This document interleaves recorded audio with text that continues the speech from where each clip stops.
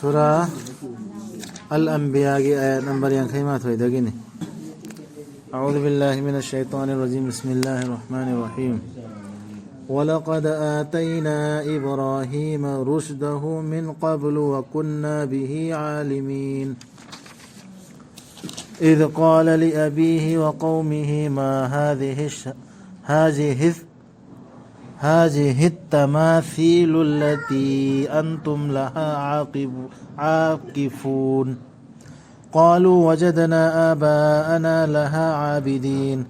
قال لقد كنتم أنتم وآباؤكم في ضلال مبين قالوا أجئتنا بالحق أم أنت من اللاعبين قال بل ربكم رب السماوات والأرض الذي فطرهن وأنا على ذلكم من الشاهدين.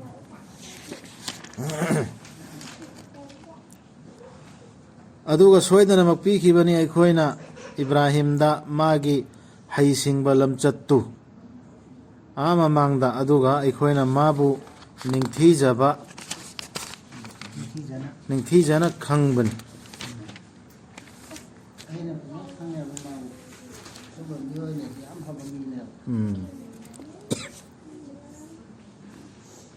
أنا خنبني هاي الله أنا فزنا خنينا هاي إيشي نخنينا سيسي فزبا بوتا إخوي لو فهم توين الله أنا مقول ميدو مسك جبجانا خنينا لمجين كردو يان أجنب لمبيدو فزنا لمجين كردو الله أنا مسك خنينا بدين إبراهيم عليه السلام ما أنا هاي كي بدا ماغي مپا أمسون ماغي ميسين دا كارينو مورتي سين بونا خوينا مخوي سيدا أسوك نپوكنين لوب لبا مورتي سين مناتي اتكا فندل إسي كارينو مناتي آتي كونا اتكا فندل مخوينا هاي كي أيكوينا پنكي أيكوينا إپا سيننا مخوي سيبو لالمبا ما أنا هاي كي سويدا نمك نخوي أمسون نخوي كي نپا سين دو ليربني ما يك سيان لبلم خينا بدا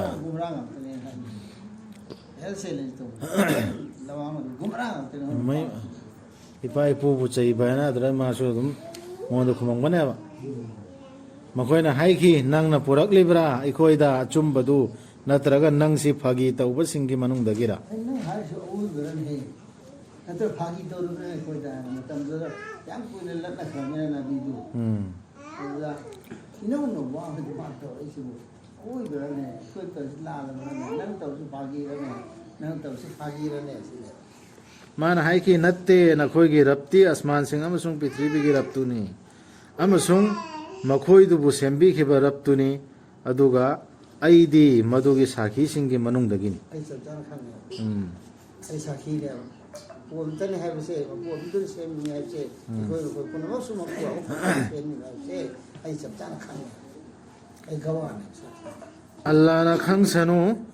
wasa email Allah na khang sanu aina soidana mak ꯊꯕꯛ ꯇꯧꯒꯅꯤ ꯅꯈꯣꯏꯒꯤ ꯃꯨꯔꯇꯤꯁꯤꯡꯗ ꯅꯈꯣꯏꯅ ꯂꯩꯊꯣꯛꯈ꯭ꯔꯕ ꯃꯇꯨꯡꯗ ꯅꯇꯨꯡ ꯑꯣꯟꯊꯣꯛꯇꯨꯅ ꯃꯥꯅ ꯍꯥꯏꯔꯦ ꯊꯕꯛ ꯇꯧꯔꯅꯦꯅ ꯑꯗꯨꯗꯒꯤ ꯃꯥꯅ ꯊꯨꯒꯥꯏꯈꯤ ꯃꯈꯣꯏꯕꯨ ꯃꯆꯦꯠ ꯃꯆꯦꯠ ꯇꯥꯅ ꯃꯈꯣꯏꯗꯨꯒꯤ ꯑꯆꯧꯕꯗꯨ ꯅꯠꯇꯅ ꯃꯈꯣꯏꯅ ꯃꯤꯌꯥꯝꯅ ꯃꯗꯨꯗ ꯍꯜꯂꯛꯅꯕ ꯑꯣꯟꯁꯤꯟꯅꯕ ꯃꯨꯔꯇꯤ ꯑꯆꯧꯕꯗꯨ ꯅꯠꯇꯅ ꯑꯗꯨꯗꯤ ꯈꯥꯒꯝꯕ ꯑꯁꯤꯗꯤ ꯈꯥꯡꯒꯅꯤ 마부는데 칸 버전이다 마 하이지 아마야한테 하이로 났대봐 하이소 하이람 뭐야 마카다도 라카네 하이람 뭐야 하지 그럼 마코이나 하이키 가나나 떠보노 마시 투가이크레 ꯑꯩꯈꯣꯏꯒꯤ ꯂꯥꯏꯁꯤꯡꯗ ꯇꯁꯦꯡꯅꯃꯛ ꯃꯍꯥꯛꯇꯨ ꯑꯔꯥꯟꯕ ꯇꯧꯕꯁꯤꯡꯒꯤ ꯃꯅꯨꯡꯗꯒꯤꯅꯤ ꯀꯅꯥꯅꯣ ꯁꯤ ꯇꯧꯔꯝꯃꯤꯁꯦ ꯃꯗꯨ ꯌꯥꯝ ꯐꯠꯇ ꯊꯕꯛꯅꯤ ꯇꯧꯔꯝꯃꯤꯁꯦꯅ ꯍꯥꯏꯔꯦ ꯃꯦꯂꯥ ꯆꯠꯂꯨꯁꯦꯅ ꯏꯕ꯭ꯔꯥꯍꯤꯝꯅ ꯍꯧꯀꯥꯟꯗ ꯑꯩ ꯆꯠꯂꯣꯏ ꯍꯛꯆꯥꯡ ꯉꯝꯗꯦ ꯂꯩꯍꯧꯕꯩꯗꯣ ꯑꯗꯨ ꯂꯩꯍꯧꯔꯤꯉꯩꯗ ꯃꯥꯅ ꯂꯩꯍꯧꯕꯅꯦꯕ ꯂꯩꯍꯧꯔꯒ ꯊꯨꯒꯥꯏꯕꯅꯦ ꯃꯁꯤ ꯑꯣꯛꯇꯃꯤꯅꯦꯅ ꯍꯥꯏꯔꯦ ꯃꯈꯣꯏꯅ ꯇꯧꯔꯝꯃꯤ ꯃꯤꯗꯨ ꯍꯥꯏꯅꯈꯤ ꯃꯈꯣꯏꯅ ꯑꯩꯈꯣꯏꯅ ꯇꯥꯈꯤ ꯅꯤꯄꯥ ꯃꯆꯥ ꯑꯃꯅ ꯃꯈꯣꯏꯁꯤꯒꯤ ꯃꯨꯔꯇꯤꯁꯤꯡꯁꯤꯒꯤ ꯃꯇꯥꯡꯗ ꯄꯟꯈꯤ ꯍꯥꯏꯅ ꯀꯧꯏ ꯍꯥꯏ ꯃꯍꯥꯛꯇꯨ ꯏꯕ꯭ꯔꯥꯍꯤꯝ ꯏꯕ꯭ꯔꯥꯍꯤꯝ ꯀꯧꯕꯝꯅ ꯁꯨꯃꯥꯏꯅ ꯂꯣꯜꯂꯝꯃꯤ ꯅꯤꯄꯥ ꯃꯆꯥ ꯑꯃꯅ ꯍꯥꯏꯕꯗꯨ ꯍꯥꯏꯅꯔꯦ ꯃꯈꯣꯏꯅ ꯍꯥꯏꯈꯤ ꯑꯗꯨ ꯑꯣꯏꯔꯕꯗꯤ ꯄꯨꯔꯛꯂꯣ ꯃꯥꯕꯨ ꯃꯤꯌꯥꯝꯒꯤ ꯃꯤꯠꯀꯤ ꯃꯥꯡꯗ ꯃꯈꯣꯏꯅ ꯁꯥꯈꯤ ꯄꯤꯅꯕ ꯁꯥꯈꯤꯁꯨ ꯄꯨꯊꯣꯛꯅꯁꯦꯅꯗꯤ ꯍꯥꯏꯅꯔꯤ ꯃꯈꯣꯏ ꯁꯥꯈꯤꯁꯨ ꯑꯣꯏꯍꯧꯅꯕ ꯍꯥꯏꯗꯤ ꯄ꯭ꯔꯨꯞꯇꯨ ꯄꯤꯅꯅꯕ ꯃꯈꯣꯏꯅ ꯍꯥꯏꯈꯤ ꯃꯁꯤ ꯅꯪꯅ ꯇꯧꯕ꯭ꯔꯥ ꯏꯕ꯭ꯔꯥꯍꯤꯝ ꯄꯨꯔꯛꯑꯦ ꯑꯩꯈꯣꯏꯒꯤ ꯂꯥꯏꯁꯤꯡꯗ ꯑꯣ ꯏꯕ꯭ꯔꯥꯍꯤꯝ ꯍꯪꯉꯤꯃꯤ ꯃꯥꯅ ꯍꯥꯏꯈꯤ ꯅꯠꯇꯦ ꯃꯁꯤ ꯃꯈꯣꯏꯒꯤ ꯑꯆꯧꯕꯗꯨꯅ ꯇꯧꯕꯅꯤ ꯃꯈꯣꯏꯗ ꯃꯨꯔꯇꯤꯁꯤꯡꯗꯨꯗ ꯍꯪꯉꯨ ꯃꯈꯣꯏꯅ ꯋꯥ ꯉꯥꯡꯂꯕꯗꯤ ꯃꯣꯏꯒꯤ ꯑꯆꯧꯕ ꯇꯧꯔꯤꯁꯦ ꯍꯥꯏꯁꯤꯗ ꯃꯀꯥꯔꯒꯤ ꯋꯥꯔꯤ ꯑꯃꯁꯨ ꯌꯥꯎꯔꯦꯕ ꯅꯈꯣꯏꯒꯤ ꯑꯆꯧꯕꯅ ꯂꯩꯔꯤꯁꯤ ꯃꯁꯥꯁꯨ ꯑꯣꯏꯕ ꯌꯥꯏꯑꯕ ꯃꯁꯥꯃꯛꯁꯨ ꯑꯗꯒꯤ ꯑꯃ ꯀꯔꯤ ꯃꯨꯔꯇꯤꯁꯤꯡꯗꯨ ꯃꯅꯨꯡꯗ ꯑꯆꯧꯕ ꯑꯃ ꯂꯩꯔꯤꯁꯦ ꯃꯥꯅ ꯊꯨꯒꯥꯏꯔꯝꯗꯕ ꯑꯃ ꯌꯥꯎꯔꯤꯗꯅ ꯐꯖꯅ ꯊꯝꯃꯝꯕ ꯑꯃ ꯆꯤꯡꯖꯪ ꯌꯥꯜꯂꯒ ꯑꯗꯨꯒꯤ ꯑꯗꯨꯝ ꯇꯧꯔꯤꯕ ꯑꯣꯏꯔꯝꯒꯅꯤ ꯍꯥꯏꯕꯁꯨ ꯊꯝꯕ ꯌꯥꯏ ꯑꯗꯨ ꯇꯧꯔꯤꯕ ꯑꯣꯏꯔꯤꯅꯤ ꯍꯪꯉꯨꯗꯅ ꯍꯪꯉꯨ ꯃꯀꯥꯔ ꯏꯜꯂꯛꯀꯗꯧꯔꯤꯗ ꯋꯥ ꯉꯥꯡꯅꯗꯤ ꯍꯪꯉꯣꯕ ꯅꯈꯣꯏꯒꯤ ꯑꯆꯧꯕ ꯃꯨꯔꯇꯤꯁꯤꯗ ꯑꯗꯨꯅ ꯃꯈꯣꯏꯅ ꯃꯁꯥꯗ ꯑꯣꯟꯁꯟꯖꯈꯤ ꯑꯗꯨꯒ ꯍꯥꯏꯈꯤ ꯃꯈꯣꯏ ꯃꯁꯥꯗ ꯃꯨꯔꯇꯤꯗ ꯐꯔꯖꯎ ꯏꯂꯥ ꯑꯟꯐꯨꯁꯤꯍꯤꯝ ꯃꯈꯣꯏ ꯃꯁꯦꯟ ꯑꯣꯟꯁꯤꯟꯅꯈꯤ ꯍꯥꯏꯕ ꯃꯈꯣꯏ ꯃꯁꯦꯟ ꯑꯣꯟꯁꯤꯟꯅꯩꯌꯦꯕ ꯑꯗꯨꯒ ꯍꯥꯏꯈꯤ ꯇꯁꯦꯡꯅꯃꯛ ꯅꯈꯣꯏꯁꯤ ꯑꯔꯥꯟꯕ ꯇꯧꯕꯁꯤꯡꯗꯨꯅꯤ ꯃꯈꯣꯏ ꯃꯁꯦꯟ ꯍꯥꯏꯅꯔꯛꯑꯦ ꯑꯗꯨꯗꯒꯤ ꯌꯥꯔꯝꯃꯤꯁꯤ ꯃꯈꯣꯏ ꯃꯁꯥꯅ ꯑꯗꯨꯗꯒꯤ ꯃꯈꯣꯏꯅ ꯊꯛ ꯈꯥ ꯑꯣꯟꯊꯣꯛꯈꯤ ꯃꯈꯣꯏꯒꯤ ꯃꯀꯣꯛꯁꯤꯡꯗꯨ ꯑꯗꯨꯒ ꯍꯥꯏꯔꯛꯈꯤ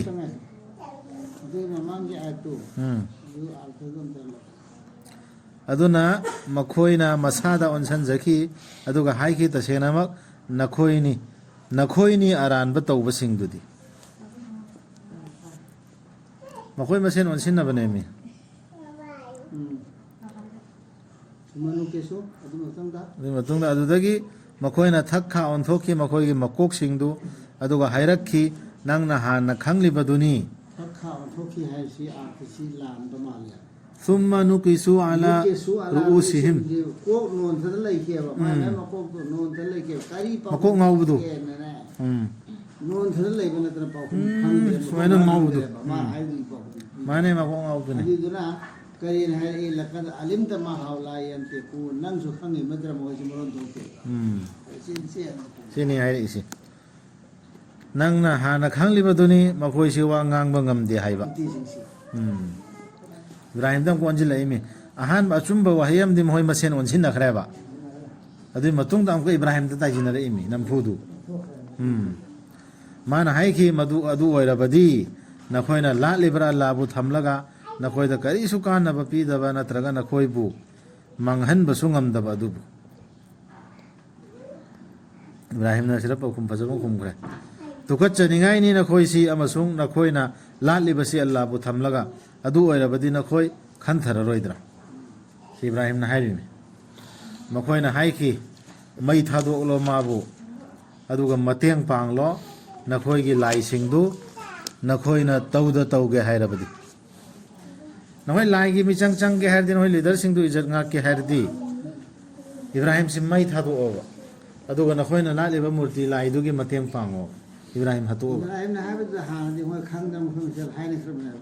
नखोयनि जाले बोल सिमि जमा लाइदि खांगकर याना खरम दु दुमा थमा ओरा मा बिहिनि अदु मतुंग दा अंगम तान रेखोय से तौनर सित तनि से दुनिया दा हुइसा थरि पोल प्लान मैम से अदु अरसु इजा सोपवानी मा पुनगदम हाइबदुने माने नखोयना तौद तौगे हायरदि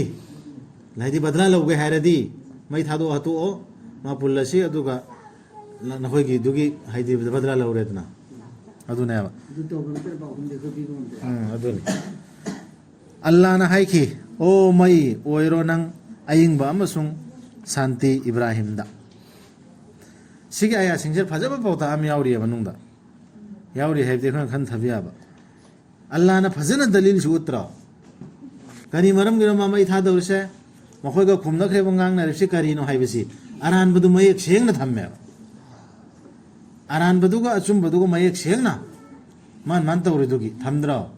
sine ba quran gi lo allah na ikoi da ta ismi hoy badu budhi da ꯍꯥꯏꯗꯤ ꯑꯩꯈꯣꯏ ꯕꯨꯙꯤꯗ ꯂꯥꯝꯕ ꯉꯝꯕ ꯗꯂꯤꯜ ꯄꯤꯌꯦ ꯁꯤꯅ ꯂꯥꯜꯂꯤ ꯁꯤꯅ ꯆꯨꯝꯃꯤ ꯍꯥꯏꯕꯗꯨ ꯃꯈꯣꯏꯅ ꯉꯥꯡꯅꯈꯤꯗ꯭ꯔꯁꯨ ꯑꯔꯥꯟꯕ ꯌꯥꯎꯔꯦ ꯃꯈꯣꯏ ꯃꯁꯥꯅꯁꯨ ꯌꯥꯔꯦ ꯍꯥꯏꯕꯗꯨ ꯂꯩꯇ꯭ꯔ ꯂꯪꯗ꯭ꯔꯀꯥꯟꯗ ꯊꯥꯡ ꯁꯠꯄꯅꯦꯕ ꯑꯗꯨꯒꯤ ꯄꯣꯠꯇꯨ ꯀꯨꯔꯥꯟꯗ ꯁꯤꯛꯁꯤꯅꯦ ꯀꯨꯔꯥꯟꯒꯤ ꯂꯣꯁꯤ ꯁꯤꯒꯤ ꯃꯤꯑꯣꯏꯕꯒꯤ ꯕ꯭ꯔꯦꯟꯒꯤ ꯋꯥꯡꯃꯗ ꯑꯜꯂꯥꯍꯅ ꯇꯧꯍꯤꯗꯁꯦ ꯂꯥꯠꯅꯕꯩ ꯃꯄꯨ ꯂꯥꯠꯅꯕꯩ ꯈꯨꯗꯝ ꯄꯤꯗꯦꯕ ꯌꯦꯡꯉꯨ ꯅꯨꯃꯤꯠ ꯊꯋꯥꯟꯃꯤꯆꯥꯛ ꯀꯃꯥꯏꯅ ꯂꯩꯕꯅꯣ ꯅꯣꯏ ꯊꯤꯖꯤꯜꯂꯨ ꯇꯝꯃꯨ ꯍꯥꯏꯔꯤꯕꯅꯤ ꯁꯤ ꯑꯆꯧꯕ ꯃꯤꯑꯣꯏꯕꯒꯤ ꯕ꯭ꯔꯦꯟꯒ ꯆꯥꯟꯅꯕꯗ ꯂꯤꯟꯅꯦ ꯄꯤꯔꯤꯁꯤ ꯑꯜꯂꯥꯍꯅ ꯃꯇꯦꯡ ꯑꯗꯨꯒꯤ ꯑꯊꯣꯠ ꯑꯃꯜꯗꯨꯅ ꯑꯜꯂꯥꯍꯅ ꯃꯇꯦꯡ ꯄꯥꯡꯉꯦ ꯃꯩ ꯐꯥꯎ ꯏꯪꯍꯜꯂꯦꯕ ꯑꯗꯨꯃꯥꯏꯅ ꯉꯁꯥꯏ ꯃꯛꯀꯥ ꯊꯨꯒꯥꯏꯈꯤꯕ ꯋꯥꯔꯤꯗꯨꯁꯨ ꯑꯜꯂꯥꯍꯒꯤ ꯃꯇꯦꯡꯅꯅꯦꯕ ꯊꯨꯒꯥꯏꯈ꯭ꯔꯤꯗꯨ ꯑꯕꯨ ꯇꯥꯂꯤꯕꯅ ꯍꯥꯏꯈ꯭ꯔꯤꯕꯅꯦꯕ ꯊꯕꯛꯇꯤ ꯇꯧꯋꯦꯕ ꯑꯩꯈꯣꯏꯅ ꯉꯝꯕꯗꯤ ꯁꯤ ꯈꯛꯇꯅꯤ ꯁꯦꯟꯅꯕꯗꯤ ꯑꯜꯂꯥꯍꯅ ꯇꯧꯒꯗꯕꯅꯦ ꯑꯗꯨꯃꯥꯏꯅ ꯕꯗꯔꯒꯤ ꯂꯥꯟꯗꯁꯨ ꯑꯣꯍꯗꯀꯤ ꯂꯥꯟꯗꯁꯨ ꯑꯜꯂꯥꯍꯒꯤ ꯃꯇꯦꯡꯅꯅꯦꯕ ꯁꯍꯥꯕꯥꯏ ꯀꯦꯔꯥꯝꯒꯤ ꯈꯨꯠꯇ ꯁꯖꯥ ꯄꯤꯈ꯭ꯔꯤꯁꯤ ꯑꯜꯂꯥꯍꯅ ꯇꯧꯈꯤꯗꯤ ꯑꯁꯃꯥꯟꯗꯤ ꯇꯧꯔꯛꯄ ꯌꯥꯏꯌꯦ ꯑꯣꯏꯗꯦꯅ ꯑꯗꯨꯕꯨ ꯑꯗꯨ ꯅꯠꯇꯦꯕ ꯑꯜꯂꯥꯍ ꯃꯤꯆꯪ ꯆꯪꯗꯦꯕ ꯀꯅꯥꯝ ꯐꯥꯎꯒꯤ ꯃꯤ ꯑꯃꯗ ꯍꯦꯟꯖꯤꯟꯗꯦꯕ ꯑꯗꯨꯅꯦꯕ ꯑꯜꯂꯥꯍꯒꯤ ꯀꯨꯔꯥꯟꯒꯤ ꯂꯣꯁꯤ ꯑꯜꯂꯥꯍꯒꯤ ꯐꯖꯈ꯭ꯔꯕ ꯖꯥꯠꯅꯦꯕ ꯃꯥꯅ ꯇꯧꯕ ꯑꯃꯜꯗꯨ ꯐꯣꯡꯅ ꯃꯁꯥ ꯃꯁꯥꯗ ꯐꯣꯡꯅ ꯎꯠꯀꯅꯦꯕ ꯂꯝꯕꯤ ꯑꯅꯤꯗꯨ ꯎꯍꯟꯒꯅꯦꯕ ꯃꯈꯣꯏꯅ ꯄꯥꯝꯈꯤ ꯃꯥꯕꯨ ꯂꯥꯡꯗ ꯊꯨꯍꯟꯕ ꯑꯗꯨꯕꯨ ꯑꯩꯈꯣꯏꯅ ꯑꯣꯏꯍꯟꯈꯤ ꯃꯈꯣꯏꯕꯨ ꯈ꯭ꯋꯥꯏꯗꯒꯤ ꯃꯥꯡꯖꯔꯕꯁꯤꯡ ꯐꯖꯅ ꯃꯈꯣꯏꯗ ꯑꯐ ꯐꯠꯇ ꯎꯍꯜꯂ ꯃꯇꯨꯡꯗꯅꯦꯕ ꯃꯥꯡꯍꯟꯈ꯭ꯔꯤꯁꯤ ꯇꯧꯅꯣꯃꯤ ꯑꯝꯇ ꯂꯦꯡꯒꯅꯣ ꯃꯈꯣꯏꯅ ꯀꯟꯕꯤꯈꯤ ꯃꯥꯕꯨ ꯑꯃꯁꯨꯡ ꯑꯩꯈꯣꯏꯅ ꯍꯥꯏꯗꯤ ꯑꯜꯂꯥꯍꯅ ꯀꯟꯕꯤꯈꯤ ꯃꯥꯕꯨ ꯑꯃꯁꯨꯡ ꯂꯨꯠꯄꯨ ꯂꯝ ꯑꯃꯗ ꯄꯨꯕꯤꯗꯨꯅ ꯃꯗꯨꯕꯨ ꯑꯩꯈꯣꯏꯅ ꯌꯥꯏꯐꯍꯟꯕꯤꯈ꯭ꯔꯕ ꯇꯥꯏꯕꯪ ꯄꯨꯝꯅꯃꯛꯀꯤꯗꯃꯛ ꯃꯛꯀꯥꯗ ꯄꯤꯕꯤꯈꯤ ꯑꯜꯂꯥꯍꯅ ꯃꯉꯣꯟꯗ ꯏꯁꯍꯥꯛ ꯑꯃꯁꯨꯡ ꯌꯥꯀꯨꯕ ꯑꯍꯦꯟꯕ ꯑꯣꯏꯅ ꯑꯗꯨꯒ ꯃꯈꯣꯏ ꯈꯨꯗꯤꯡꯃꯛꯄꯨ ꯑꯣꯏꯍꯟꯕꯤꯈꯤ ꯑꯜꯂꯥꯍꯅ ꯑꯐꯕ ꯂꯧ ꯇꯧꯕꯁꯤꯡ ꯂꯨꯠꯀꯤ ꯈꯥꯟꯗꯥꯟ ꯏꯕ꯭ꯔꯥꯍꯤꯝꯒꯤ ꯈꯥꯟꯗꯥꯟꯁꯤꯡꯗꯣ ꯏꯁꯍꯥꯛꯁꯨ ꯌꯥꯀꯨꯕꯁꯨ ꯃꯈꯣꯏ ꯑꯅꯤꯃꯛ ꯑꯐꯕ ꯑꯣꯏꯍꯟꯈ꯭ꯔꯦ ꯑꯗꯨꯗꯒꯤ ꯃꯈꯣꯏ ꯈꯨꯗꯤꯡꯃꯛꯄꯨ ꯑꯜꯂꯥꯍꯅ ꯑꯐꯕ ꯇꯧꯕꯁꯤꯡꯒꯤ ꯃꯅꯨꯡ ꯊꯝꯈ꯭ꯔꯦ ꯑꯩꯈꯣꯏꯅ ꯍꯥꯏꯗꯤ ꯑꯜꯂꯥꯍꯅ ꯑꯣꯏꯍꯟꯕꯤꯈꯤ ꯃꯈꯣꯏꯕꯨ ꯂꯨꯆꯤꯡꯕꯁꯤꯡ ꯃꯈꯣꯏꯅ ꯂꯝꯖꯤꯡꯅꯕ ꯁꯤꯅꯤ ꯏꯃꯥꯝ ꯍꯥꯏꯔꯤꯁꯤꯇꯨ ꯑꯩꯈꯣꯏꯅ ꯋꯥꯈꯤꯕ ꯃꯌꯥꯝꯗꯨꯒꯤ ꯃꯇꯨꯡ ꯏꯟꯅ ꯑꯜꯂꯥꯍꯅ ꯂꯨꯆꯤꯡꯕ ꯑꯣꯏꯍꯜꯂꯦꯕ ꯙꯔꯃꯒꯤ ꯏꯃꯥꯝꯁꯤꯡ ꯑꯣꯏꯍꯟꯈꯤꯑꯕ ꯏꯃꯥꯝꯁꯤꯡ ꯑꯣꯏꯍꯟꯈꯤ ꯏꯃꯥꯝ ꯁꯦꯝꯕꯒꯁꯦ ꯑꯜꯂꯥꯍꯅꯅꯦꯕ ꯁꯤ ꯁꯦꯝꯃꯤꯁꯤ ꯅꯕꯤꯁꯤꯡꯗꯨ ꯁꯤꯗ ꯏꯃꯥꯝ ꯍꯥꯏꯕ ꯋꯥꯍꯩꯅꯤ ꯁꯤꯖꯤꯟꯅꯔꯤꯁꯤ ꯑꯩꯈꯣꯏꯅ ꯑꯣꯏꯍꯟꯕꯤꯈꯤ ꯃꯈꯣꯏꯕꯨ ꯂꯨꯆꯤꯡꯕꯁꯤꯡ ꯍꯥꯏꯗꯤ ꯏꯃꯥꯝꯁꯤꯡ ꯃꯈꯣꯏꯅ ꯂꯝꯖꯤꯡꯅꯕ ꯃꯤꯌꯥꯝꯕꯨ ꯑꯩꯈꯣꯏꯒꯤ ꯍꯨꯀꯨꯝꯅ ꯏꯃꯥꯝꯁꯤꯁꯨ ꯂꯝꯖꯤꯡꯗꯧꯔꯁꯤ ꯑꯜꯂꯥꯍꯒꯤ ꯍꯨꯀꯨꯝꯅꯅꯦꯕ ꯑꯗꯨꯒ ꯑꯩꯈꯣꯏꯅ ꯈꯪꯍꯟꯕꯤꯈꯤ ꯃꯈꯣꯏꯗ ꯑꯐꯕ ꯊꯕꯛꯁꯤꯡ ꯇꯧꯅꯕ ꯅꯃꯥꯖ ꯄꯨꯈꯠꯅꯕ ꯑꯃꯁꯨꯡ ꯖꯀꯥꯠ ꯄꯤꯅꯕ ꯑꯗꯨꯒ ꯃꯈꯣꯏ ꯑꯣꯏꯈꯤ ꯑꯩꯈꯣꯏꯕꯨ ꯂꯥꯠꯆꯕꯁꯤꯡ ꯑꯜꯂꯥꯍꯕꯨ ꯂꯥꯠꯆꯕꯁꯤꯡ ꯍꯧꯖꯤꯛꯀꯤ ꯄꯩꯒꯝꯕꯔꯁꯤꯡꯗꯣ ꯑꯗꯨꯒ ꯂꯨꯠꯇꯅ ꯑꯩꯈꯣꯏꯅ ꯄꯤꯕꯤꯈꯤꯕꯅꯤ ꯃꯉꯣꯟꯗ ꯋꯥꯌꯦꯜ ꯕꯤꯆꯥꯔꯒꯤ ꯁꯛꯇꯤ ꯑꯃꯁꯨꯡ ꯒ꯭ꯌꯥꯟ ꯂꯧꯁꯤꯡ ꯑꯗꯨꯒ ꯑꯩꯈꯣꯏꯅ ꯀꯟꯕꯤꯈꯤꯕꯅꯤ ꯃꯥꯕꯨ ꯁꯍꯔꯗꯨꯗꯒꯤ ꯃꯗꯨꯅ ꯑꯣꯛꯇꯕ ꯂꯤꯆꯠꯇ ꯂꯨꯞꯈ꯭ꯔꯕ ꯇꯁꯦꯡꯅꯃꯛ ꯃꯈꯣꯏꯗꯨ ꯑꯣꯏꯈꯤꯕꯅꯤ ꯐꯠꯇꯕ ꯃꯤꯁꯤꯡ ꯑꯃꯁꯨꯡ ꯁꯤꯡꯅꯕꯒ ꯂꯣꯏꯅꯅ ꯍꯥꯏꯕ ꯏꯟꯗꯕꯁꯤꯡ ꯁꯤꯡꯅꯕ ꯂꯣꯏꯅ ꯍꯥꯏꯕ ꯏꯟꯗꯕ ꯍꯥꯏꯅ ꯀꯨꯔꯥꯟꯗ ꯌꯥꯎꯔꯤꯁꯤꯗꯤ ꯑꯜꯂꯥꯍꯒꯤ ꯑꯌꯥꯠꯇꯨ ꯌꯧꯔꯀꯥꯟꯗꯅꯦ ꯇꯧꯗꯕ ꯀꯥꯡꯕꯨꯗꯨ ꯈ꯭ꯋꯥꯏꯗꯒꯤ ꯁꯥꯊꯤꯕ ꯀꯥꯡꯕꯨꯁꯤ ꯐꯥꯁꯤꯛꯁ ꯀꯥꯐꯤꯔ ꯑꯁꯦꯡꯕꯁꯤ ꯑꯌꯥꯠꯁꯤ ꯌꯧꯔꯛꯑꯕ ꯌꯧꯗ꯭ꯔꯤ ꯃꯤ ꯅꯠꯇꯦ ꯃꯉꯣꯟꯗ ꯌꯧꯔꯛꯑꯦ ꯀꯨꯔꯥꯟꯒꯤ ꯑꯌꯥꯠ ꯄꯩꯒꯝꯕꯔꯅ ꯁꯤꯟꯅꯔꯦ ꯈꯪꯉꯤ ꯑꯗꯨꯒꯤ ꯃꯇꯨꯡꯗꯁꯨ ꯑꯇꯣꯞꯄ ꯑꯃ ꯆꯠꯇ ꯂꯩꯕ ꯙꯔꯃꯅꯦꯗꯤ ꯆꯠꯇ ꯃꯥꯏ ꯊꯣꯛꯄ ꯑꯃ ꯃꯥꯏ ꯑꯗꯨꯗꯩ ꯈ꯭ꯋꯥꯏꯗꯒꯤ ꯐꯠꯇꯕꯁꯤꯅ ꯀꯨꯔꯥꯟꯗ ꯄꯜꯂꯤꯁꯦ ꯑꯜꯂꯥꯍꯒꯤ ꯑꯌꯥꯠ ꯂꯣꯠꯁꯤꯜꯂꯒ ꯑꯇꯣꯞꯄ ꯑꯃ ꯄꯤꯔꯤ ꯃꯤꯗꯨ ꯑꯜꯂꯥꯍꯒꯤ ꯑꯌꯥꯠꯁꯤꯅ ꯊꯝꯃꯦꯗꯅ ꯑꯇꯣꯞꯄ ꯑꯃ ꯁꯤ ꯍꯂꯥꯜꯅꯤ ꯁꯤ ꯍꯔꯥꯝꯅꯤ ꯁꯤ ꯃꯀ꯭ꯔꯨꯅꯤ ꯁꯤꯅ ꯁꯨꯟꯅꯠꯅꯤ ꯁꯤ ꯁꯋꯥꯕ ꯑꯁꯨꯛꯅꯦꯅ ꯑꯇꯣꯞꯄ ꯑꯃ ꯑꯜꯂꯥꯍꯅ ꯍꯥꯏꯗꯕ ꯄꯣꯠ ꯑꯃ ꯑꯗꯨ ꯈ꯭ꯋꯥꯏꯗꯒꯤ ꯐꯠꯇꯕ ꯃꯤꯅꯤ ꯖꯤꯕꯁꯤꯗ ꯑꯗꯨꯅꯤ ꯄ꯭ꯔꯤꯊꯤꯕꯤꯗ ꯂꯩꯔꯤꯕ ꯖꯤꯕꯁꯤꯡꯁꯤꯗ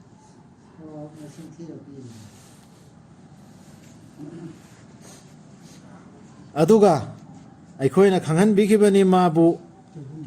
ꯆꯪꯍꯟꯕꯤꯈꯤꯕꯅꯤ ꯃꯥꯕꯨ ꯑꯩꯈꯣꯏꯒꯤ ꯃꯤꯅꯨꯡꯁꯤꯗ ꯇꯁꯦꯡꯅꯃꯛ ꯃꯥꯗꯤ ꯑꯐꯕ ꯇꯧꯕꯁꯤꯡꯒꯤ ꯃꯅꯨꯡꯗꯒꯤꯅꯤ ꯀꯅꯥꯅꯁꯨ ꯏꯕ꯭ꯔꯥꯍꯤꯝꯗꯨ ꯏꯕ꯭ꯔꯥꯍꯤꯝꯒꯤ ꯋꯥꯔꯤ ꯆꯠꯇ꯭ꯔꯗꯤ ꯂꯨꯠꯀꯤ ꯃꯔꯛꯇ ꯍꯥꯏꯔꯝꯕꯅꯤ ꯃꯥꯒꯤ ꯈꯥꯟꯗꯥꯟꯗꯣ ꯍꯥꯏꯔꯝꯕꯅꯦꯕ ꯃꯔꯛꯇ ꯄꯥꯝ ꯆꯥ ꯄꯨꯟꯅ ꯃꯐꯝ ꯑꯃꯗ ꯃꯐꯝ ꯇꯣꯉꯥꯟ ꯇꯣꯉꯥꯟꯕ ꯃꯐꯝꯗ ꯅꯕꯤ ꯑꯣꯏꯅ ꯂꯩꯕ ꯑꯗꯨꯒꯤ ꯍꯩꯔꯝꯕ ꯑꯜꯂꯥꯍꯅ ꯑꯗꯨꯒ ꯅꯨꯗꯅ ꯃꯥꯅ ꯀꯧꯖꯔꯛꯄꯗ ꯃꯃꯥꯡꯗ ꯑꯩꯈꯣꯏꯅ ꯄꯥꯎꯈꯨꯝ ꯄꯤꯈꯤꯕꯅꯤ ꯃꯉꯣꯟꯗ ꯑꯗꯨꯒ ꯑꯩꯈꯣꯏꯅ ꯀꯟꯕꯤꯈꯤꯕꯅꯤ ꯃꯥ ꯑꯃꯁꯨꯡ ꯃꯥꯒꯤ ꯏꯃꯨꯡ ꯃꯅꯨꯡꯕꯨ ꯑꯆꯧꯕ ꯑꯋꯥꯕ ꯑꯗꯨꯗꯒꯤ ꯑꯆꯧꯕ ꯑꯋꯥꯕ ꯑꯃ ꯇꯥꯈꯤꯗꯅ ꯅꯨꯒꯤꯗ ꯏꯁꯤꯡ ꯏꯆꯥꯎ ꯊꯣꯛꯇꯅ ꯃꯥꯒꯤ ꯏꯃꯨꯡ ꯃꯅꯨꯡ ꯏꯃꯥꯟ ꯄꯨꯔꯛꯄ ꯏꯃꯨꯡ ꯃꯅꯨꯡꯗꯣ ꯀꯟꯕꯤꯈꯤ ꯑꯩꯈꯣꯏꯅ ꯇꯦꯡꯕꯥꯡꯕꯤꯈꯤꯕꯅꯤ ꯀꯟꯕꯤꯈꯤꯕꯅꯤ ꯃꯥꯕꯨ ꯑꯩꯈꯣꯏꯒꯤ ꯈꯨꯗꯝꯁꯤꯡꯕꯨ ꯌꯥꯗꯕ ꯃꯤꯁꯤꯡꯗꯒꯤ ꯇꯁꯦꯡꯅꯃꯛ ꯃꯈꯣꯏꯗꯨ ꯑꯣꯏꯈꯤꯕꯅꯤ ꯐꯠꯇꯕ ꯃꯤꯁꯤꯡ ꯑꯗꯨꯅ ꯑꯩꯈꯣꯏꯅ ꯏꯔꯥꯛꯅꯍꯟꯈꯤꯕꯅꯤ ꯃꯈꯣꯏꯕꯨ ꯄꯨꯂꯞ ꯄꯨꯟꯅ ꯃꯥꯒꯤ ꯏꯃꯨꯡ ꯃꯅꯨꯡ ꯍꯥꯏꯗꯤ ꯃꯥꯒꯤ ꯏꯃꯨꯡ ꯃꯅꯨꯡ ꯃꯆꯥ ꯃꯁꯨꯗꯨ ꯅꯠꯇꯦ ꯏꯃꯥꯟ ꯄꯨꯔꯛꯈꯤꯕ ꯃꯥꯒ ꯂꯣꯏꯅꯈꯤꯕꯁꯤꯡꯗꯨ ꯂꯣꯏꯅ ꯀꯟꯕꯤꯈꯤꯑꯕ ꯑꯌꯥꯝꯕ ꯀꯨꯔꯥꯟ ꯃꯐꯝꯗ ꯂꯣꯏꯅ ꯄꯟꯕꯅꯤ ꯄꯩꯒꯝꯕꯔꯁꯤꯡꯒ ꯂꯣꯏꯅꯕꯁꯤꯡꯗꯨ ꯀꯟꯕꯤꯈꯤ ꯑꯩꯈꯣꯏꯅ ꯑꯥꯠꯀꯤ ꯀꯣꯝꯗꯁꯨ ꯁꯃꯨꯗꯀꯤ ꯀꯣꯝꯗꯁꯨ ꯂꯣꯏꯅ ꯀꯟꯈꯤ ꯃꯨꯁꯥꯒꯤꯗꯁꯨ ꯀꯟꯈꯤꯗꯨꯗꯤ ꯃꯥꯒꯤ ꯏꯃꯨꯡ ꯃꯅꯨꯡꯈꯩ ꯂꯣꯏꯅꯕꯤ ꯄꯜꯂꯨ ꯗꯥꯎꯗ ꯑꯃꯁꯨꯡ ꯁꯨꯂꯩꯃꯥꯟꯕꯨ ꯃꯈꯣꯏꯅ ꯕꯤꯆꯥꯔ ꯇꯧꯈꯤꯕꯗꯨ ꯂꯧꯕꯨꯛ ꯑꯃꯒꯤ ꯃꯇꯥꯡꯗ ꯃꯗꯨꯕꯨ ꯆꯥꯊꯣꯛꯈ꯭ꯔꯕꯗ ꯃꯤꯁꯤꯡꯒꯤ ꯌꯥꯎꯁꯤꯡꯅ ꯑꯍꯤꯡꯗ ꯑꯩꯈꯣꯏꯅ ꯑꯣꯏꯍꯧꯕꯅꯤ ꯃꯈꯣꯏꯒꯤ ꯕꯤꯆꯥꯔꯗꯨꯒꯤ ꯁꯥꯈꯤ ꯚꯥꯞ ꯇꯥꯍꯟꯕꯤꯈꯤꯕꯅꯤ ꯑꯩꯈꯣꯏꯅ ꯁꯨꯂꯩꯃꯥꯟꯕꯨ ꯋꯥꯐꯝꯗꯨꯒꯤ ꯃꯇꯥꯡꯗ ꯑꯃꯁꯨꯡ ꯃꯈꯣꯏ ꯈꯨꯗꯤꯡꯃꯛꯇ ꯑꯩꯈꯣꯏꯅ ꯄꯤꯕꯤꯈꯤꯕꯅꯤ ꯋꯥꯌꯦꯜ ꯕꯤꯆꯥꯔꯒꯤ ꯁꯛꯇꯤ ꯑꯃꯁꯨꯡ ꯒ꯭ꯌꯥꯟ ꯂꯧꯁꯤꯡ ꯑꯗꯨꯒ ꯑꯩꯈꯣꯏꯅ ꯅꯝꯗꯨꯅ ꯌꯥꯎꯍꯟꯈꯤꯕꯅꯤ ꯗꯥꯎꯗꯀ ꯂꯣꯏꯅꯅ ꯆꯤꯡꯖꯥꯎꯁꯤꯡꯕꯨ ꯆꯤꯡꯖꯥꯎꯁꯤꯡꯁꯨ ꯌꯥꯎꯍꯟꯈꯤꯑꯕ ꯑꯩꯈꯣꯏꯒꯤ ꯏꯇꯤꯛ ꯏꯉꯥꯜ ꯁꯛ ꯁꯣꯟꯕꯗ ꯑꯃꯁꯨꯡ ꯎꯆꯦꯛꯁꯤꯡꯕꯨ ꯃꯗꯨ ꯑꯩꯈꯣꯏꯅ ꯇꯧꯈꯤꯕꯅꯤ ꯁꯤ ꯐꯖꯕ ꯑꯌꯥꯠꯅꯤ ꯁꯤ ꯑꯌꯥꯠꯁꯤ ꯁꯤꯗ ꯚꯥꯞ ꯇꯥꯍꯟꯈꯤꯕ ꯍꯥꯏꯔꯤꯁꯦ ꯒ꯭ꯌꯥꯟ ꯂꯧꯁꯤꯡ ꯄꯤꯈꯤꯕ ꯍꯥꯏꯔꯤꯁꯦ ꯑꯇꯣꯞꯄ ꯑꯌꯥꯠꯇ ꯔꯁꯨꯜꯗ ꯍꯥꯏꯔꯤꯗꯅ ꯑꯩꯈꯣꯏ ꯔꯁꯨꯜꯗ ꯅꯪꯁꯤ ꯅꯉꯣꯟꯗ ꯏꯃꯥꯟꯁꯨ ꯏꯜꯃꯁꯨ ꯑꯩꯅ ꯇꯝꯕꯤꯕꯅꯤ ꯏꯃꯥꯟ ꯀꯔꯤꯅꯣ ꯏꯜꯃ ꯀꯔꯤꯅꯣ ꯈꯪꯉꯝꯕ ꯅꯠꯇꯦ ꯑꯩꯅ ꯔꯁꯨꯜꯗ ꯍꯥꯏꯌꯦꯕ ꯑꯗꯨꯃꯥꯏꯅ ꯉꯁꯤꯁꯨ ꯑꯩꯈꯣꯏ ꯀꯨꯔꯥꯟꯁꯤꯗꯩꯅ ꯃꯤ ꯈꯨꯗꯤꯡꯃꯛ ꯕꯤꯆꯥꯔꯒꯤ ꯑꯣꯏꯔꯣ ꯏꯜꯃꯒꯤ ꯑꯣꯏꯔꯣ ꯅꯣꯂꯦꯖꯒꯤ ꯑꯣꯏꯔో ꯁꯥꯏꯟꯁꯀꯤꯕꯨ ꯑꯣꯏꯔꯣ ꯑꯜꯂꯥꯍꯅ ꯇꯝꯕꯤꯒꯗꯕꯅꯦ ꯀꯨꯔꯥꯟꯁꯤꯗꯒꯤ ꯀꯨꯔꯥꯟꯁꯤ ꯁꯤꯒꯤ ꯀꯨꯔꯥꯟꯁꯤꯗꯅ ꯇꯧꯔꯥꯠ ꯑꯣꯏꯔꯣ ꯖꯕꯨꯔ ꯑꯣꯏꯔꯣ ꯏꯟꯖꯤꯜ ꯑꯣꯏꯔꯣ ꯂꯩꯈ꯭ꯔꯤꯕ ꯂꯥꯏꯔꯤꯛꯁꯤꯡꯁꯤ ꯁꯤꯗ ꯑꯜꯂꯥꯍꯒꯤ ꯂꯧꯁꯤꯡ ꯒ꯭ꯌꯥꯟ ꯂꯧꯁꯤꯡ ꯌꯥꯎꯔꯤꯁꯤ ꯌꯥꯎꯗ꯭ꯔꯒꯗꯤ ꯀꯔꯝꯍꯥꯏꯅ ꯃꯤꯑꯣꯏꯕꯅ ꯇꯝꯗꯧꯔꯤꯁꯤ ꯁꯤ ꯌꯥꯎꯗ꯭ꯔꯗꯤ ꯑꯜꯂꯥꯍꯅ ꯇꯥꯛꯂꯛꯏ ꯄꯣꯏꯟꯁꯤꯡꯁꯤ ꯌꯥꯎꯗ꯭ꯔꯗꯤ ꯑꯗꯨꯗꯩ ꯁꯤꯗ ꯆꯤꯡꯖꯥꯎꯁꯨ ꯌꯥꯎꯍꯟꯈꯤ ꯍꯥꯏꯔꯁꯤ ꯗꯥꯎꯗꯇ ꯎꯆꯦꯛꯁꯤꯡꯁꯨ ꯌꯥꯎꯍꯟꯈꯤ ꯍꯥꯏꯔꯁꯤ ꯌꯥꯝ ꯐꯖꯕ ꯈꯣꯟꯖꯦꯜꯁꯤ ꯁꯣꯜꯂꯝꯃꯦꯕ ꯃ꯭ꯌꯨꯖꯤꯛ ꯏꯟꯁꯇ꯭ꯔꯨꯃꯦꯟꯁꯤ ꯐꯖꯈ꯭ꯔꯕ ꯎꯆꯦꯛ ꯋꯥꯌꯥꯒꯤ ꯈꯣꯟꯖꯦꯜ ꯎꯆꯦꯛ ꯋꯥꯌꯥꯁꯨ ꯌꯥꯎꯍꯜꯂꯦ ꯆꯤꯡꯒꯤ ꯃꯅꯤꯟꯁꯨ ꯌꯥꯎꯍꯜꯂꯦ ꯆꯤꯡꯖꯥꯎꯁꯨ ꯐꯖꯈ꯭ꯔꯕ ꯃ꯭ꯌꯨꯖꯤꯛꯅꯦꯕ ꯑꯗꯨꯒꯤꯗꯨꯅꯤ ꯒꯜꯐꯇꯒꯤ ꯃ꯭ꯌꯨꯖꯤꯛꯁꯤ ꯊꯥꯗꯣꯔꯛꯇꯅ ꯂꯣꯏ ꯃꯥꯏ ꯃꯤꯇꯧ ꯇꯝꯅꯔꯤꯁꯤ ꯃ꯭ꯌꯨꯖꯤꯛ ꯍꯔꯥꯝꯅꯤ ꯑꯗꯨꯅꯤ ꯑꯗꯥꯅꯤ ꯍꯥꯏꯁꯤ ꯀꯗꯥꯏꯗꯒꯤ ꯄꯨꯔꯛꯏꯃꯣ ꯈꯪꯗꯦꯕ ꯑꯜꯂꯥꯍꯅꯗꯤ ꯑꯜꯂꯥꯍꯒꯤ ꯂꯩꯇꯦꯡꯅꯦꯕ ꯍꯥꯏꯔꯤꯑꯕ ꯃ꯭ꯌꯨꯖꯤꯛꯇꯨ ꯁꯤꯖꯤꯟꯅꯐꯝ ꯈꯨꯗꯣꯡ ꯆꯥꯗꯕ ꯃꯐꯝꯗ ꯁꯤꯖꯤꯟꯅꯔꯒ ꯑꯔꯥꯝ ꯑꯣꯏꯖꯕꯩ ꯋꯥꯅꯦꯕ ꯃ꯭ꯌꯨꯖꯤꯛ ꯍꯥꯏ ꯄꯣꯠꯁꯤꯗꯤ ꯍꯔꯥꯝꯗꯤ ꯅꯠꯇꯦꯕ ꯐꯖꯈ꯭ꯔꯕ ꯀꯔꯤꯅꯦꯕ ꯃꯤꯑꯣꯏꯕꯗ ꯌꯥꯝꯅ ꯀꯥꯟꯅꯕ ꯄꯣꯠ ꯑꯃꯅꯦꯕ ꯃꯐꯝ ꯃꯇꯝ ꯅꯥꯏꯅ ꯁꯤꯖꯤꯟꯅꯒꯗꯕ ꯑꯗꯨꯗꯩ ꯑꯃꯅ ꯑꯣꯟ ꯇꯩꯅ ꯀꯥꯇꯨ ꯈꯔ ꯃ꯭ꯌꯨꯖꯤꯛꯇꯗ ꯂꯨꯞꯇꯅ ꯂꯩꯔꯣꯅꯦ ꯑꯗꯨꯗꯤ ꯀꯅꯥꯒꯨꯝꯕ ꯑꯃꯅꯦ ꯗꯨꯅꯤꯌꯥꯁꯤ ꯊꯥꯗꯣꯛꯑꯒ ꯁꯖꯗꯥꯗ ꯇꯥꯗꯅ ꯂꯩꯔꯣꯅꯦ ꯃꯥꯁꯨ ꯑꯗꯨꯝ ꯑꯗꯨꯗꯤ ꯆꯞ ꯃꯥꯟꯅꯩ ꯃꯥꯁꯤ ꯔꯨꯀꯨ ꯁꯖꯥꯁꯤꯗ ꯊꯥꯗꯣꯛꯑꯒ ꯗꯨꯅꯤꯌꯥꯁꯤ ꯊꯥꯗꯣꯛꯑ ꯃꯇꯨ ꯃꯆꯥ ꯊꯥꯗꯣꯛꯑ ꯇꯥꯗ ꯂꯩꯕꯗꯕꯨ ꯃꯥꯏ ꯔꯨꯀꯨ ꯁꯖꯥꯗꯣ ꯍꯔꯥꯝ ꯇꯥꯗ꯭ꯔꯤꯕ꯭ꯔꯣꯕ ꯑꯗꯨꯃꯥꯏꯅ ꯄꯣꯠ ꯑꯃ ꯍꯦꯛꯇ ꯑꯜꯂꯥꯍꯅ ꯍꯥꯏꯔꯤꯕ ꯆꯥꯡꯗꯨ ꯆꯠꯀꯗꯝꯅꯦ ꯇꯝꯕꯤꯈꯤꯕꯅꯤ ꯑꯩꯈꯣꯏꯅ ꯃꯉꯣꯟꯗ ꯍꯛꯀꯟ ꯐꯨꯔꯤꯠꯁꯤꯡ ꯁꯦꯝ ꯁꯥꯕ ꯅꯈꯣꯏꯒꯤꯗꯃꯛ ꯅꯈꯣꯏꯅ ꯅꯁꯥꯕꯨ ꯉꯥꯛꯊꯣꯛꯆꯅꯕ ꯅꯈꯣꯏꯒꯤ ꯂꯥꯜꯁꯤꯡꯗ ꯊꯥꯡ ꯉꯥꯛꯅꯕꯗꯨ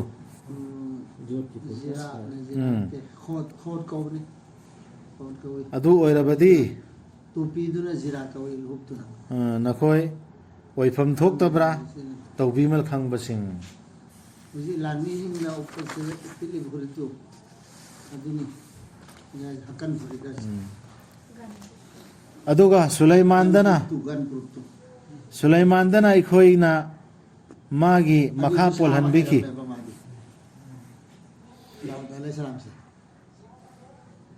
ꯑꯗꯨꯒ ꯁꯨꯂꯩꯃꯥꯟꯗꯅ ꯑꯩꯈꯣꯏꯅ ꯃꯥꯒꯤ ꯃꯈꯥ ꯄꯣꯜꯍꯟꯕꯤꯈꯤ ꯅꯨꯡꯁꯤꯠꯄꯨ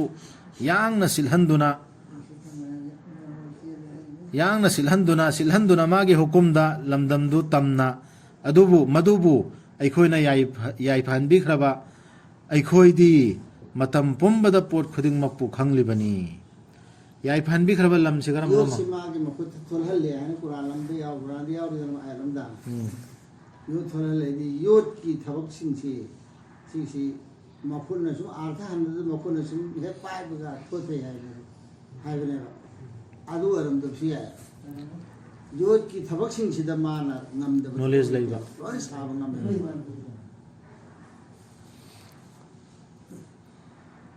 yum kai sa bo ro mo Tem seu problema. dun di sa phala mi tam da yo shaitan singi manung dagi kharana irupkhi magi damak amasung tauki atopa thabaksu madu nattaba aduga ikoina oibiki makhoibu pannabasing sibumse loina allah na ne taw khrisi pi khrisi ilmu knowledge si hadi matam dur kyam chawkhat haidi ngasi dei chahi lising kya me mangi wano hadi matam dur shaitan sizin araga jinnat sizin araga samandar dul bhallaga likon hira mo thiram bayai adre atopa thabaksu mem sizin han khre si allah na ne basin khri pum yo le adu adu sigi knowledge si ekoi allah na thare ibel rikshida gi knowledge si lawraga tamgada me behena yena chawkhat na ba adu allah khakta latna ba adu tamdabida ekhoina somda meyam in adu yawna tamme is oire ips paure na tamna khre aduga pithri bisra gam kanab di purakte adu somda na quran sina jawab ki sidana quran sina jawab ki in thamgre asomda tamgre dun andra shanti purka dor me ani si chujin namgamdre aduga pallo yakupusu mana kaujaki bedu magi rapta ta senamak aibu aduga pallu ayupusu mana kaujaki bedu magi rapta ta senamak aibu sokpire awana na aduga nangdi khwaidagi minungsi leibaduni minungsi leibasingi awana na soga apkanda so hujik ayub na kaugrisi allah da ne ya arhamar rahimin lo jindro khana to ada adu israel si nusi khang ko pun mo te khwai de ye na mo nusi khang ko pu mo nusi ba ko na ha je pun mo si kabul to bi yu hai ya ma te ya arhamar rahimin aduna jelo da ha je ne aikoina paukhumbi ki mangonda aduga aikoina lo si arth khang de company jang dori adun bira de arhamar rahimin te tin da ko ana ho je wa anta arhamur rahimin harsi minungsi leibaduni minungsi leibasingi faidagi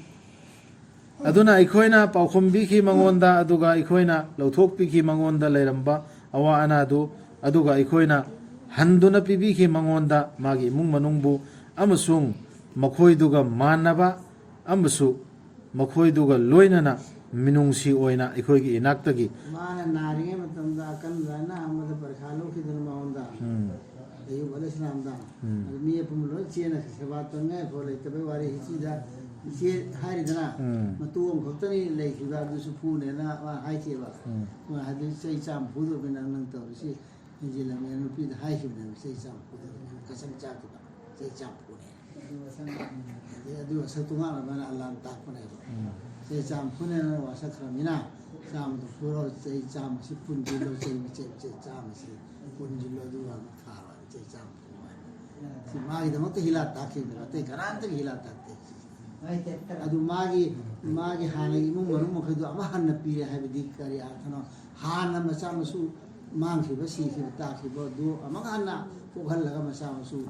la thana la le ha si ya itra maun di hana ma no me handok si di sindo ama ka lo na injile na ha si ya ta bi imung manungbo amasung makhoiduga manaba amasu makhoiduga loinana minungsi minungsi oina neval lan pikrisi ekhogi naktagi amasung ningsing hanbiba amasu oina manga tale budu masam su yaw dale me adu mu ko nam ko man na ba hogal amatum dalana ti he cham hana ko khdu ga chapan Allah ke minung susini adra isigi salamon pirisi adra amana Allah la chaba kangbu dane kari ningsing hanbiba ma Allah hakta la chaba kangbu da ningsing hanbiba ma so oina na si bautor si yara